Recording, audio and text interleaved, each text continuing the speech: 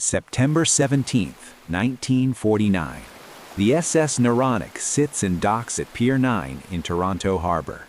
Inside, 524 American tourists sleep after a day exploring the city. They're on a luxury Great Lakes cruise, mostly middle-aged couples from Michigan and Ohio. It was the next morning after a beautiful day. No one would have expected a disaster, especially from fire, with the fireman station at about 5 minutes away from the harbor. The SS Noronic is a passenger steamship built in 1913 for the Canada Steamship Lines. At 362 feet long, it's one of the largest and most luxurious ships operating on the Great Lakes. The ship features ornate wood-paneled lounges, a grand staircase, elegant dining rooms, and comfortable staterooms. For decades, it has carried passengers on pleasure cruises between Canadian and American ports on the Great Lakes. The ship is designed for comfort, not safety. Like most passenger ships of its era, the Noronic's interior is almost entirely wood paneling, wood furniture, wood trim, all covered in multiple layers of varnish and paint accumulated over 36 years. This creates a perfect environment for fire. The ship has minimal fire detection systems, inadequate fire suppression equipment, and confusing evacuation routes. On September 16, 1949, the Noronic departs Detroit, Michigan with 524 passengers and 171 crew members. The cruise is a popular 7-day trip around the Great Lakes with stops in various ports. Most passengers are middle-class American tourists, many of them elderly couples on vacation. Some are traveling with children. The ship also carries a few Canadian passengers. The day cruise to Toronto is pleasant. Passengers enjoy meals, socialize in the lounges, and watch the scenery pass. The ship arrives at Toronto's Pier 9 around 6 p.m. and docks for a scheduled overnight stop. Many passengers disembark to explore Toronto for the evening. Others remain on board, dining in the ship's restaurant or relaxing in their cabins. By midnight, most passengers have returned to the ship and gone to bed. The crew is at minimal night staffing levels. Most crew members have been given shore leave, with only about 50 remaining on board. The ship is quiet, with passengers sleeping in their staterooms on various decks. Around 2:30 a.m., a night watchman notices smoke coming from a linen closet on C deck near the center of the ship. He opens the door to investigate. This proves to be a fatal mistake. Opening the door introduces oxygen to the smoldering fire, causing it to flash and spread rapidly. Within seconds, flames burst from the closet into the corridor. The watchman tries to close the door and runs to alert the captain, but these precious seconds of delay are critical. No general alarm is sounded immediately. No announcement warns sleeping passengers. The fire spreads unchecked through the wooden corridors. The Noronic's interior design creates a chimney effect. The ship has a large central open stairwell running through multiple decks. This stairwell acts like a chimney, drawing flames and smoke upward with incredible speed. The fire spreads from C deck to D deck above, then to the upper decks.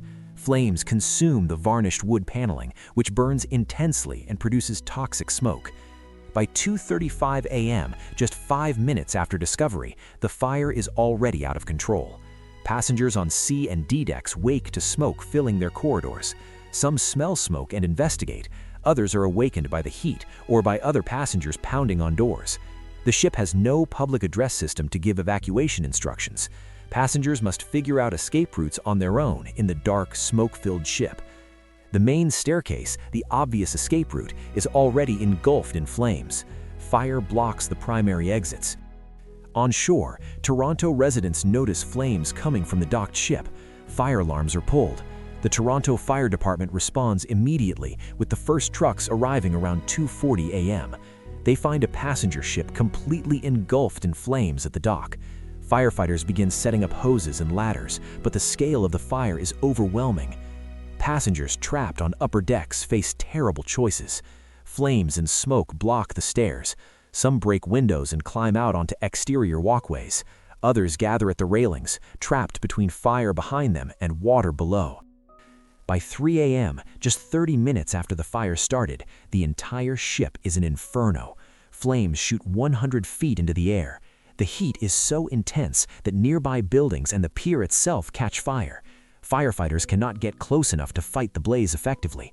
They focus on preventing the fire from spreading to adjacent structures and on rescuing anyone still reachable. By dawn, the fire has consumed everything combustible. The SS Noronic sits at the dock as a burned-out shell, smoke still rising from the wreckage. The hull remains intact, but everything above the waterline is destroyed. The beautiful wooden interiors, the elegant lounges, the passenger cabins, all are gone. The final death toll is 119 people, all passengers. Remarkably, all crew members survive, though this fact later raises questions about whether crew prioritized their own escape over passenger assistance. The victims are predominantly American tourists. Entire families are wiped out. Many bodies cannot be identified immediately due to severe burns. Identification requires dental records, jewelry, or personal effects. Some victims are never positively identified. The investigation begins immediately. Canadian authorities, maritime experts, and fire investigators examine the wreckage and interview survivors. The findings are damning. The fire started in a linen closet, likely from a carelessly discarded cigarette, though the exact ignition source is never conclusively determined. The ship's wooden construction, varnished surfaces, and open stairwell design allowed fire to spread with extraordinary speed. The ship had no automatic fire detection system. The fire burned undetected for an unknown time before discovery. The ship's fire hoses and equipment were inadequate and poorly maintained. Some fire hoses didn't work. Fire extinguishers were insufficient for a blaze of this magnitude. No general alarm was sounded promptly. No public address system existed to give instructions. Many passengers didn't know how to escape. The single gangway was inadequate for emergency evacuation. With most crew on shore leave, insufficient personnel remained to fight the fire or assist evacuation. Some crew members escaped quickly without adequately warning or helping passengers. The Canada Steamship Lines faces intense criticism and legal liability. Lawsuits are filed by survivors and families of the victims. The company eventually pays significant settlements, though no amount of money can compensate for the lives lost. The disaster leads to major changes in maritime safety regulations. The burned-out hulk of the SS Noronic remains at the dock for months during the investigation. In 1950, the wreck is towed away and scrapped. Nothing remains of the unluxurious ship except photographs and memories.